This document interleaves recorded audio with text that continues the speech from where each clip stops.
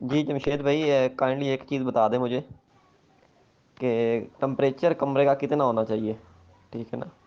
اور دوسری چیز، ریبٹس کی خوراک میں کیا کیا چیزیں شامل ہیں، یہ ذرا ڈیٹیل سے بتا دیں کہ کیا کیا چیزیں ہم اس ریبٹس کو دے سکتے ہیں؟ ٹھیک ہے نا؟ آپ نے پہلے بتائی ہیں تھوڑی، وہ شارٹ لسٹڈ بتائی ہیں، ڈیٹیل سے بتا دیں کہ کیا کیا خوراک ہم اس کو دے سکتے ہیں اور کون سی حالت میں خوراک دینی ہے؟ ٹھیک ہے، یہ بھی ذرا کنفرم کر دیں۔ جی جمشید اقبال صاحب، کوشش کرنی ہے کہ ٹمپریچر کسی بھی طرح سے 30 سے اوپر نہ چلا جائے کہ کمرے کا، تو لیکن یہ ہے کہ ہماری کمزوری کی وجہ سے ہمارا ٹمپریچر 31-32 کو ٹچ کر جاتا ہے۔ اگر اس سے اوپر چلا گیا تو پھر ہم بے بس ہو جائیں گے، پھر سمجھو ہمارا کولر کام نہیں کر رہا، ہمارا کچھ کام نہیں کر رہا، پھر ہمارے پاس اور کوئی حل نہیں ہوگا، پھر ہم نے دروازے کھلے چھوڑ دینے، ٹھیک ہے؟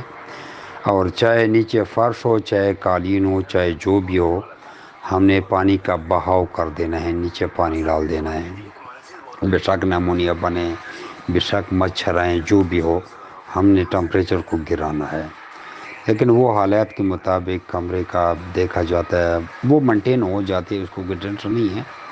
لیکن خرگوش کا جو بریڈنگ ٹمپریچر ہے، جب ٹمپریچر 28 سے اوپر چلا جائے تو خرگوش بچے نہیں دیتا، بلکہ سمجھو نہ ہونے کے برابر دیتا ہے۔ لیکن اس کے بھی کچھ جگاڑ ہیں 30 ٹمپریچر تک بچے لینے کے، وہ پھر وقت کے مطابق ہی حالات کے ساتھ ساتھ ان باکس میں پوچھی جاری پڑتی ہیں، اور اس کے لیے آپ کو کسی بڑے فارمر سے اٹیچ ہونا ضروری پڑے گا۔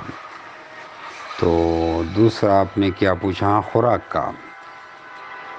خوراک بھی ہم ساتھ ساتھ بتاتے رہتے ہیں موسم کے لحاظ سے، لیکن ابھی آپ آسان فارمولہ آپ کو بتائیں گے کہ 1 کلو گندم، 1 کلو مکئی، 1 کلو جو، زیادہ ٹینشن میں آپ نے نہیں پڑھنا، یہ 3 چیزیں آپ نے مکس کر لینی ہے، اور اس میں 1 سے 2% آپ نے نمک ڈال دینا ہے، ٹھیک ہے؟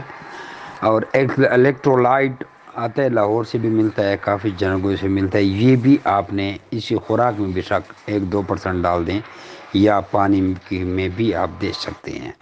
یہ آپ کی ہو گئی ڈرائی فیڈ کی خوراک، اور باقی آپ نے سبز چارہ دینا ہے، سوکھی گھاس وغیرہ جو آپ کو مہیا وہ دینا ہے۔